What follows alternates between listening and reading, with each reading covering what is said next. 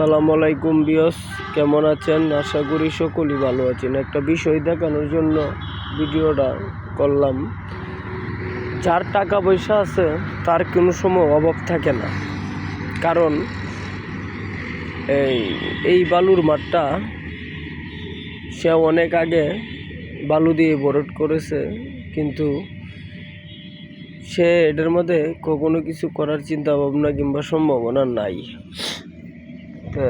যে কারণে এটাই একই অবস্থায় পড়ে আছে আর কি অনেক দিন যাবৎ। আর আজকে যদি সে একটা ব্যবসা করতো কিংবা যে কোনো একটা কাজ করতো তাহলে কিন্তু অনেকটা সুন্দর লাগতো। দীর্ঘদিন যাবৎ ধরে এই অবস্থায় সে পড়ে রয়েছে। তার বালু কাইটা পড়তে পড়তে রাস্তা আমাদের বড় হয়ে গেছে। এটা কিন্তু ঢালাইয়ের রাস্তা, কিন্তু বালু দিয়ে কিন্তু বড় হয়ে গেছে।